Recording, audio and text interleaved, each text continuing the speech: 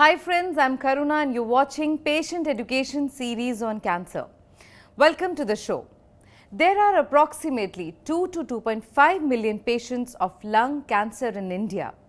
It is the cause of 20% of all male deaths and 5% of all female deaths between the age of 30 and 69. This data can only be changed with awareness and early detection of lung cancer. In order to meet this motive, we have a show called Patient Education Series on Cancer.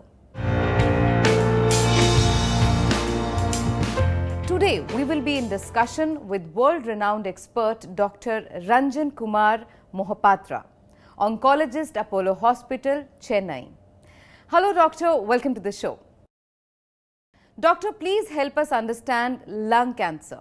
As you know, the lung cancer is one of the major health problems in our country, and we see quite advanced stages of lung cancer, and it is a major organ for person to live, and we get lung cancer in probably elderly age group, mostly not in the young age group, because of various factors involved in developing lung cancer. And as we see, a majority of patients come in a very advanced stage where curative potential is not there. There we want to see that patients live longer with a good quality of life.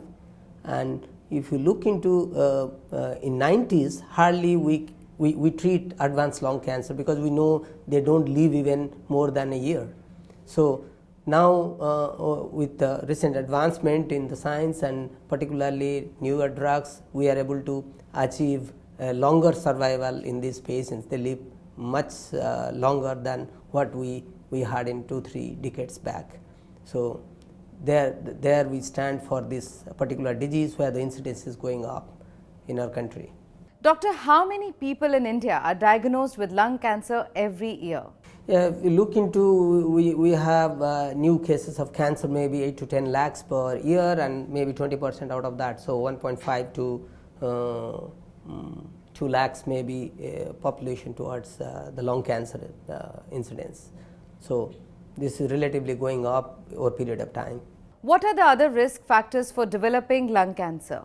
Besides smoking, even your atmospheric pollution, the exposure to chemicals like asbestos, particularly the workers in asbestos factories, and other chemicals, and as industrialization is taking the upper hand nowadays, and if you are not taking proper precautions, probably you are exposed to a lot of carcinogens in the atmosphere. So besides smoking, maybe there are various factors which come to the play, which are called carcinogens for developing cancer, particularly when you directly expose yourself and inhale those carcinogens over a period of time. Doctor, can lung cancer spread to other parts of the body?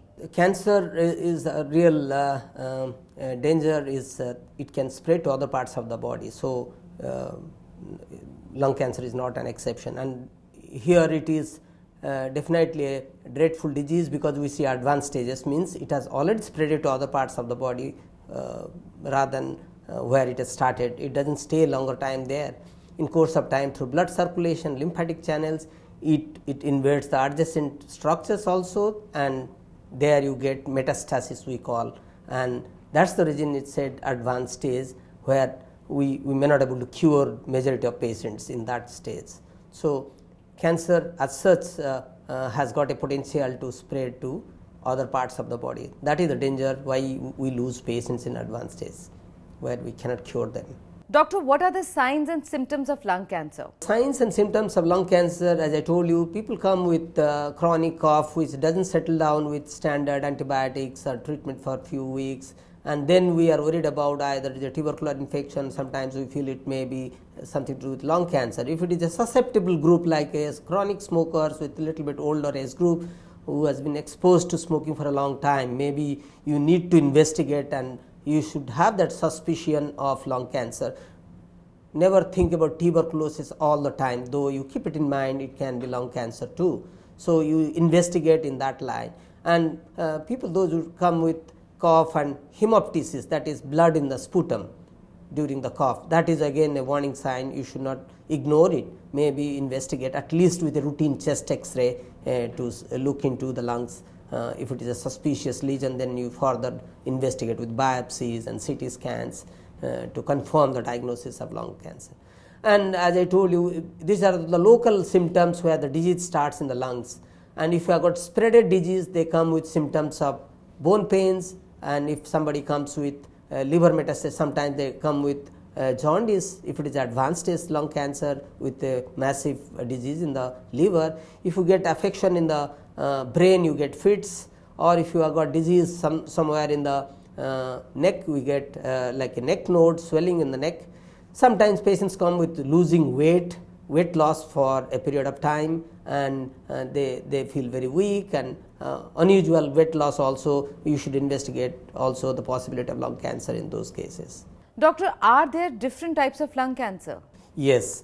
Now, if you look into the advancement in management of lung cancer, this is becoming more and more towards the type of lung cancer we are dealing with, particularly the histological type. Broadly, it is like a non-small cell or it is a small cell variety, depending on the size and morphological picture they categorize. Nowadays, approach is not same for small cell. It is different as compared to non-small cell lung cancer. Non-small cell lung cancer in early stage, it is amenable to surgery, where it is a curative treatment, most of the patients, plus minus radiation and chemotherapy. But in small cell lung cancer, the approach is mostly chemotherapy plus minus radiotherapy, which may be in limited stage or early stage, it has got a curative potential. But as the major bulk of the lung cancer, we deal with non-small cell lung cancer. So if you look into the subtype, that is going to be the key factor nowadays. Which drugs to be used, which drug is more effective for particular subtype of lung cancer, which type of lung cancer particularly is more susceptible to be blocked or controlled by a particular drug. There are different targeted drugs used, different chemotherapy drugs used. Now there are tools to find out which chemotherapy will be more effective in particular lung cancer that can be used for this type of lung cancer patients. So now major concern is to get a better tissue to have a better subtyping done, and your pathologist should be tuned to the requirement of our oncologist. So it is a teamwork. So probably that makes a lot of difference nowadays in the management of lung cancer. What is the role of a caregiver when a loved one is undergoing treatment for cancer? Yeah, if you look into this particular aspect, it is not most of the time addressed by oncologist, because definitely they are in the other side of the table. And if you look into patient's family, they have a diagnosis done of advanced stage lung cancer, which is not going to be cured, and they live with a hope that they may live longer, and they should not have a painful death. I think everybody has to be counseled there, so that they look after the patient as well as the whole family, and that's the reason you need a team of people to deal with this disease, and particularly a social worker, psychologist, even psychiatrist. They are involved in managing patients. We know some point in advanced stage we lose the patients, so that has to be kept in mind, that we have to deal with a dreadful disease. At some point we may lose the patient. So I think the relatives or the attenders, they should look into, they should understand that we are treating a patient which should live longer, and their psychology has to be dealt with. We should not go by our only whims and fancies and own way of thinking. So you should look into the patient's angle, how they can ask stupid questions sometimes, but you have to be patient to answer that too. Doctor, are there day-to-day lifestyle modifications that men can make to reduce the chances of developing cancer? Of course, I think this is becoming a lifestyle disease. When you are living longer with a disease like lung cancer, I think we need to find out the factors involved in causing cancer. So cancer being a disease which we don't have a definite cause, we know there are multiple factors involved. As you know, lung cancer is a major health problem with smokers and those who are exposed to the chemicals like asbestos or industries where you have chemicals.